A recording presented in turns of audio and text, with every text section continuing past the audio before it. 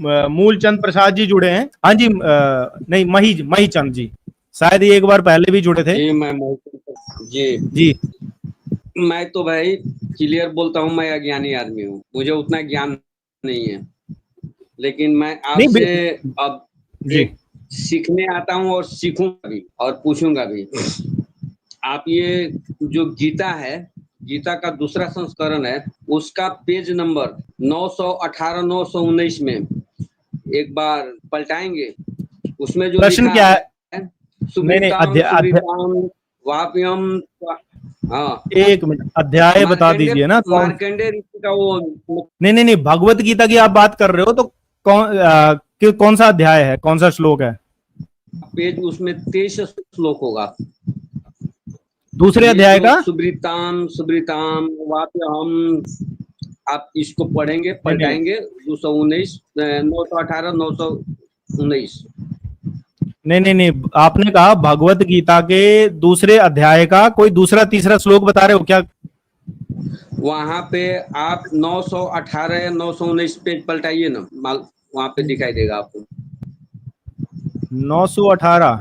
मार्केंड, हाँ, नहीं, भगवत गीता की बात कर रहे हो या कौन से ग्रंथ की बात कर रहे हो, मुझे अभी भी क्लियर महाभारत नहीं है। महाभारत का बोल रहा हूँ, महाभारत का बोल रहा हूँ। नहीं तो हाँ, कोई बात नहीं, प्रश्न पूछिए ना, प्रश्न वो तो निकाल देंगे, महाभारत भी निकाल देंगे। मैं ये सुब्रीताम सुब्रीताम वाप्यहम मदम मैथिली सवाल क्या है, सवाल? नोत्सहे परिभोगाय स्वाय, हाँ, स्वायशीडम हरिवर्या, हरि हवीर्य वर्या। ये हमको उतना संस्कृत का ज्ञान नहीं है, नहीं नहीं लेकिन नहीं, जो सवाल मैं क्या है ना, पढ़ रहा सवाल, हूँ, अरे नहीं नहीं, आप देखिए, सुनो मेरी बात, इसको आप सवाल इसका तो।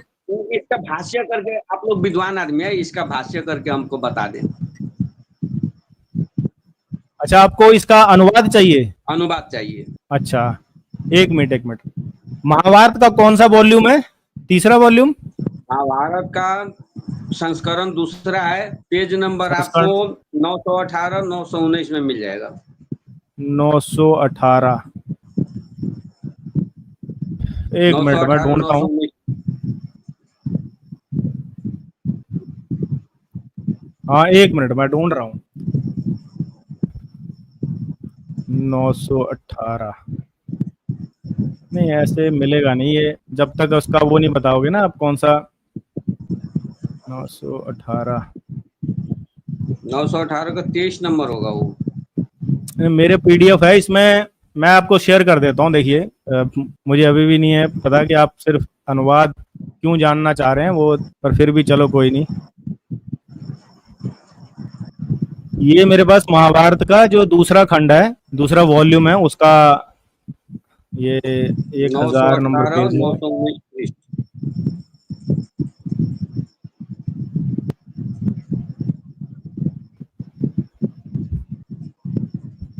आज की जो स्ट्रीम थी रामायण के ऊपर थी कि अगर आर्य समाज जी को ये सिद्ध करे कि भाई राम जी अवतार नहीं थे, ठीक है, 918 क्या यही वाला है, देखना सामने जो खुला हुआ है। 900 वहां पे पढ़े, यहाँ पे तो नहीं पढ़ाएगा, ये छोटा छोटा है। सुब्रीताम सुब्रीताम वाप्यहम त्वामदम मैथिली नोत्सहे परिभोगाय स्वायलिडम, स्वायशीढ़म है ये, हाविर यथा।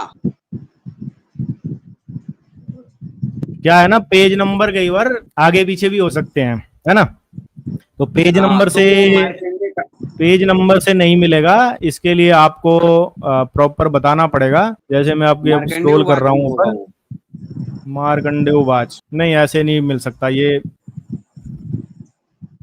आप या तो कोई एक काम कीजिएगा, जो आपका ये श्लोक है उसको अगर ईमेल कर सकते हैं तो ईमेल कर दीजिए, स्क्रीनशॉट या कुछ भी है, क्योंकि ऐसे ऐसे ढूंढना बहुत ज्यादा मुश्किल है। हो सकता है आपके पास जो वर्जन है उसमें पेज नंबर डिफरेंट हो, है ना, और मैं जो पीडीएफ देख रहा हूँ उसमें पेज नंबर डिफरेंट हो हो सकता है। मिले। हाँ हाँ, वो ऐसे अच्छा, मिलेगा नहीं। गीता अध्याय 7 का श्लोक 24 एक बार निकालिएगा। हाँ, गीता का मिल जाएगा, गीता का आपको 7 का 24। हाँ, ठीक है, ये 7वां अध्याय है, ठीक है, ये 16, 17, 18, 19, 20, 21, 22, 23, 24, ये आ गया 24, यही वाला है। अव्यक्तम व्यक्ति हाँ। मां पात्रम मन्यते माम बुद्ध्या परम भाव जान्यतो माम व्यव्य तु नूतम मम। हाँ जी, बुद्धिहीन पुरुष मेरे अनुत्तम अविनाशी परम भाव को ना जानते हुए मन इंद्रियों से परे मुझ सच्चिदानंद घन परमात्मा को मनुष्य की भांति जन्म कर व्यक्ति भाव को प्राप्त हुआ मानते हैं। ये है इसका अनुवाद। हाँ, तो जो क्या बुद्धि, कह रहे हैं? हाँ, इसमें ये कह रहे हैं कि जो बुद्धिहीन पुरुष हैं वो मुझे मनुष्य जानते हैं। वो जब भगवान अवतार लेते हैं तो वो मनुष्य की तरह दिखते हैं, मनुष्य होते हैं। तो जो बुद्धिहीन पुरुष हैं वो ये सोचते हैं कि जो उनका अविनाशी परम भाव है उसको नहीं जानते हैं, बल्कि मन इंद्रियों से परे जो है मूल सच्चिदानंद घन परमात्मा को मनुष्य की भांति जन्म कर व्यक्ति भाव को प्राप्त हुआ मानते हैं। मतलब ऐसे लोग हैं जो कि ये सोचते हैं कि भाई ये तो मनुष्य हैं, ये जैसे आर्य समाजी के कहते हैं कि भाई ईश्वर जो है वो अवतार नहीं ले सकता और श्री कृष्ण महापुरुष थे। तो वो ईश्वर के जब अवतारण होता है तो उस अवतार स्वरूप को वो मनुष्य की भांति जानते हैं। वो ये नहीं समझते कि ये जो अवतार हुआ है ये परम ईश्वर का ही स्वरूप है। वो ये नहीं जानते कि सच्चिदानंद घन परमात्मा को नहीं जानते हैं, वो ये मनुष्य जानते हैं उनको। तो यहाँ पर आप अगर इसको ध्यान से समझोगे तो कहीं ना कहीं जो आर्य समाज की सोच है कि श्री कृष्ण और राम महापुरुष थे, वो ईश्वर नहीं थे। तो यहाँ पर उन लोगों को बुद्धिहीन कहा गया है क्योंकि उनको ईश्वर तत्व का ज्ञान नहीं होता है। जी, तो कृष्ण, यहाँ पे कृष्ण भगवान को क्या मानना चाहिए? कृष्ण भगवान को यहाँ पर निराकार मानना चाहिए। हाँ जी, बिल्कुल बिल्कुल, ये खुद कह रहे हैं ना, वो ये कह रहे हैं। यदि अगले को बता रहे हैं या मतलब ये जो उनको अवतार मान रहे हैं वो मतलब विद्वान है या मूर्ख है? जो अवतार नहीं मान रहे हैं, जो ईश्वर को अवतार नहीं मान रहे हैं, वो मूर्ख हैं, वो बुद्धिहीन हैं, इसका ये मतलब है। तो क्योंकि सबसे बड़ा देखिए, ये बात बोल कौन रहा है। आपको अगर थोड़ा डाउट होता ना कभी कि भाई मैं कैसे मानूं कि ये भाई निराकार ईश्वर की बात है या साकार ईश्वर की बात है, तो हमें ये समझना चाहिए कि ये बात कौन कह रहा है। नहीं, ये जो श्लोक है उनको स्वयं को साकार सिद्ध कर रहे हैं या निराकार सिद्ध कर रहे हैं, ये हम पूछना चाहते हैं। हाँ, वो ये कह रहे हैं कि मैं साकार रूप में हूं, लेकिन जो लोग मुझे सिर्फ मनुष्य समझते हैं, मुझे ये समझते हैं कि ये तो खाली मनुष्य है, वो लोग जो है अविनाशी भाव परम भाव को नहीं जानते हैं। यहाँ पर लिखा हुआ है ना, बुद्धिहीन पुरुष मेरे। अच्छा, मेरे जो शब्द यहाँ पर यूज किया गया है वो कौन बोल रहा है इस बात को? श्री कृष्ण ही बोल रहे हैं ना कि मेरे। और जब श्री कृष्ण इस बात को बोल रहे हैं तो वो साकार रूप में थे कि नहीं थे? जी, मैंने आपसे प्रश्न किया है कि जब श्री कृष्ण जी इस बात को कह रहे हैं और यहाँ पर मेरे लिखा हुआ है कि मेरे अनुत्तम अविनाशी परम भाव को ना जानते हुए, तो यहाँ पर जब वो मेरे जो कह रहे हैं तो यानी कि वो साकार रूप में वहां पर विद्यमान थे, तभी तो कह रहे हैं वो मेरे। अर्जुन को ये बता रहे हैं कि जो मेरे अनुत्तम पूछना चाहते हैं, वो खुद को साकार मानते हैं या निराकार मानते हैं? इस सेंटेंस से वो अपने आप को क्या बताना चाहते हैं कि मैं निराकार हूँ या साकार हूँ? हाँ, वो क्योंकि जो देखिए, जब कोई ये बात बोल कौन रहा है, ऐसा तो नहीं कोई अदृश्य वाणी आ रही थी कहीं से अर्जुन को। उनके सामने श्री कृष्ण साक्षात रूप में थे। वो ये कह रहे हैं कि बुद्धिहीन पुरुष जो हैं वो मेरे अनुत्तम अविनाशी परम भाव को नहीं जानते हैं और मन इंद्रियों से परे मुझ सच्चिदानंद घन परमात्मा को मनुष्य की भांति जन्म कर व्यक्ति भाव को प्राप्त हुआ मानते हैं। तो ये कह रहे हैं कि मुझे मनुष्य जो लोग जानते हैं वो बुद्धिहीन है। ठीक है, और इसके अगले में भी आप देख सकते हो कि वो उसमें लिखा कि अपनी योग माया से छुपा हुआ मैं सबके प्रत्यक्ष नहीं होता, इसीलिए यह अज्ञानी जन समुदाय मुझ जन्म रहित अविनाशी परमेश्वर को नहीं जानता, अर्थात मुझको जन्मने और मरने वाला समझता है। मतलब जो ये कहते हैं कि श्री कृष्ण जी जन्मे थे और वो मरे, जो ये मानते हैं वो लोग, उन लोगों को ऊपर अज्ञानी कहा गया और इसमें भी कहा गया, इसलिए यह अज्ञानी जन समुदाय मुझे जन्म रहित अविनाशी परमेश्वर को नहीं जानता, मुझे जन्मने और मरने वाला समझता है। तो कहने की बात है कि बात बोल कौन रहा है? जो बात ये बोल रहा है वो तो साकार रूप में था कि नहीं था? स्वयं भगवान कृष्ण ही बता रहे हैं कि मैं जन्मने वाला और मरने वाला नहीं हूँ, ना तो मेरा जन्म होता है ना मेरा मृत्यु होता है। बिल्कुल बिल्कुल, वो तो क्योंकि ये दो तो दो भाव होते हैं। कि मैं न जन्मता हूँ न मैं मरता हूँ। बिल्कुल बिल्कुल यही मुझे कह रहे हैं। जो और इस रूप में समझ रहा है वो बेवकूफ है। हाँ, बिल्कुल चौथे अध्याय में, अगर मैं आपको चौथे अध्याय का पहला ही वो श्लोक दूं, उसमें भी पहले दूसरे में है वो, एक मिनट में शेयर करता हूँ। ये देखिए चौथा अध्याय यहाँ पर आ गया। आपका सवाल करना बिल्कुल वाजिब है, ठीक है, सवाल बिल्कुल किया जा सकता है, लेकिन कुतर्क नहीं किया जा सकता। हाँ जी, ये देखिए, ये चौथे अध्याय का पहला श्लोक है।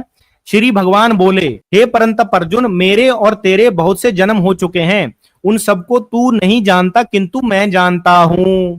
तो यहां पर श्री कृष्ण ये कह रहे हैं कि भाई तेरे और मेरे बहुत सारे जन्म हो चुके हैं। अगले ही श्लोक में, जो कि छठे नंबर का है, ये चौथा है, मैं अजन्मा अविनाशी स्वरूप होते हुए भी तथा समस्त प्राणियों का ईश्वर होते हुए भी अपनी प्रकृति को अधीन करके अपनी योग माया से प्रकट होता हूं। यानी कि जो श्री कृष्ण का जो स्वरूप आपने देखा, वो योग माया से प्रकट हुआ स्वरूप था। इसलिए तो ईश्वर को सर्वशक्तिमान कहा जाता है, क्योंकि वो योग माया से अपने आप को साकार रूप में प्रकट करते हैं। लेकिन वो ये कह रहे हैं कि मैं अजन्मा और अविनाशी हूं, लेकिन फिर भी मैं प्रकृति को अधीन करके योग माया से प्रकट हो सकता हूं। जी, आपके प्रश्न का उत्तर मिल गया होगा। खैर वो तो उत्तर मिल गया। माता दुर्गा ने विष्णु जी को ये श्राप क्यों दिया था? देखिए अब ये जो एक मिनट हम ना बहुत सारी जो आप जो बात कह रहे हो कि श्राप क्यों दिया था, फिर उन कहानियों में जाएंगे तो बहुत लंबा हो जाता है। आपका जो मूल प्रश्न था कि भाई जो ये श्री कृष्ण जी साकार रूप में आए थे, तो जब वो बात बोल रहे हैं जो आपने बताया 7वें अध्याय का 24वां, तो वहां पर आपका प्रश्न का उत्तर हो गया। अब अगर आप उन कहानियों में चले जाओगे कि ये श्राप क्यों दिया था, ये चलो बहुत लंबी बातें हो जाती हैं। हमें मूल तत्व को समझना चाहिए। जो हमारे पुराण हैं, उनमें जो कथाएं हैं, उनके थ्रू वेदों का ज्ञान ही जन साधारण को देने के लिए वो कथाएं बनाई गई हैं।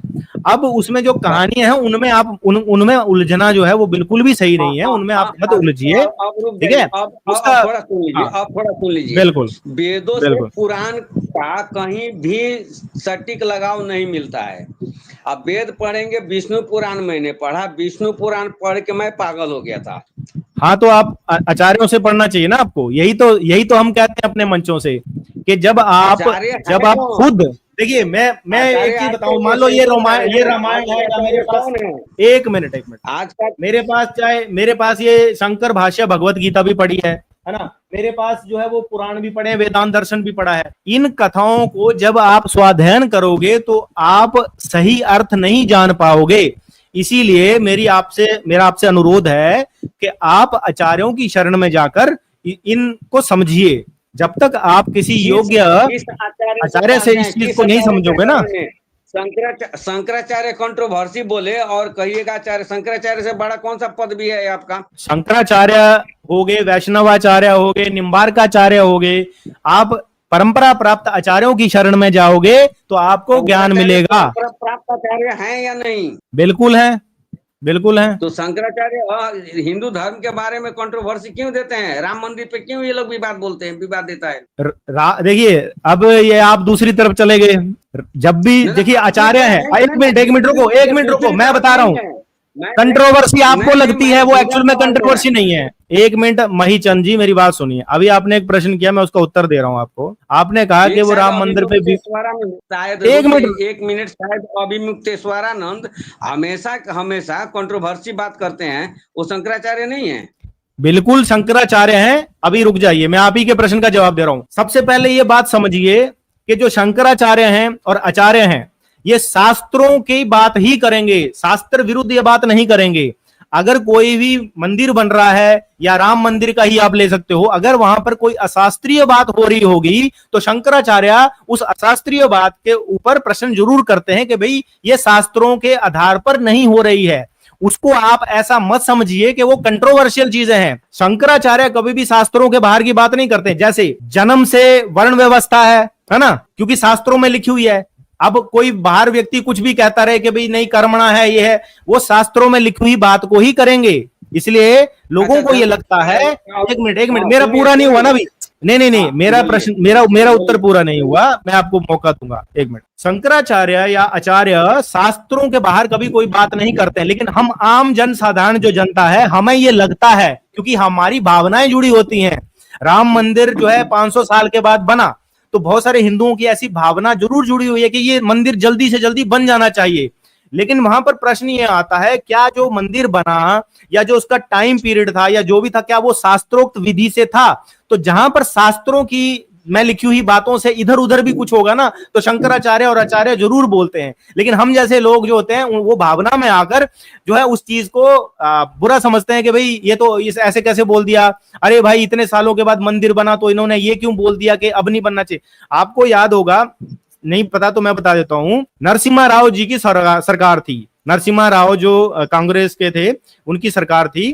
तो उन्होंने एक डॉक्यूमेंट भेजा पुरी शंकराचार्य के पास, तो कहा कि भाई आप सिग्नेचर कर दो, हम राम मंदिर भी बना देंगे और बगल में मस्जिद भी बना देंगे। तो पुरी के शंकराचार्य जी ने विरोध किया और उस पर हस्ताक्षर करने से मना कर दिया था। उन्होंने कहा मैं अपने जीवन काल में ये कभी नहीं करूंगा कि राम मंदिर भी बने और मस्जिद भी बने। तो उन्होंने हस्ताक्षर करने से मना कर दिया। तो नरसिम्हा राव सरकार ने क्या किया पता है आपको? उन्होंने एक नकली शंकराचार्य खड़ा कर दिया पूरी शंकराचार्य के अगेंस्ट में। और आप सर्च करोगे तो अधोक्षानंद करके एक है जो कि नकली शंकराचार्य, जिसको सरकार का संरक्षण प्राप्त है, और वो व्यक्ति देश विदेश में घूम रहा है शंकराचार्य बनकर। तो अब आप समझ गए होंगे कि सरकारें, देखिए व्यापार तंत्र, राजनीतिक तंत्र और ये जो मीडिया तंत्र है, सारा का सारा जो जितनी भी गड़बड़ की हुई है इन तीनों तंत्रों ने की हुई है। जैसे व्यापार तंत्र चाहता है वो उस आधार पर ही पूरी चीजों को कंट्रोल करता है, मीडिया तंत्र जो है वो भी अपने जैसे उनका टीआरपी पूरा चलता है उसके आधार पर ही वो चीजें चलाता है। और राजनीति वाले लोग जो भी इस व्यापार तंत्र, मीडिया तंत्र और राजनीतिक तंत्र के जाल में फंस गए, उस भावना में आ गए कि मोदी बड़ा है। अरे मोदी और योगी की मैं आपको बात बताऊं, आप निकल गए हैं, आपने शायद वो कुछ होगा इशू, कोई बात नहीं, आप इस चीज को समझिए। योगी सरकार बनी यूपी में, तो उन्होंने क्या किया, इलीगल जो गौ हत्या हो रही थी उसके अगेंस्ट में बैन लगा दिया कि इलीगल गौ हत्या नहीं होनी चाहिए, इलीगल बूचड़ खाने जो है वो बंद होने चाहिए। तो वहां पर सरकार की पोल खुली कि नहीं खुली कि कहीं ना कहीं लीगल रूप में भी हत्याएं हो रही हैं, लीगल रूप में भी हो रही हैं कि नहीं हो रही हैं। तो ये तो काम लीगल हो या इलीगल हो, ये तो दोनों तरीके से नहीं होना चाहिए। तो फिर वहां पर भावाई ले जाते हैं कि देखो हमने तो इलीगल रूप से बंद करा दिया। तो जब बीजेपी सरकार हो, कांग्रेस सरकार हो, वो धर्म का कभी भला नहीं कर सकती। इस बात को आप समझिए। भावनाओं में बहकर हम आचार्यों को, शंकराचार्यों को बुरा भला बोलते हैं, लेकिन कभी ये नहीं समझते कि वो शास्त्रों के विरुद्ध बात नहीं करते हैं। इसीलिए गुरु गोविंद और ग्रंथ, इन तीनों को हमें लेकर चलना चाहिए। और ये जो पौराणिक बोलते हैं, ये अपने आप को वैदिक भी सिद्ध नहीं कर सकते। सबसे बड़ी बात तो ये है।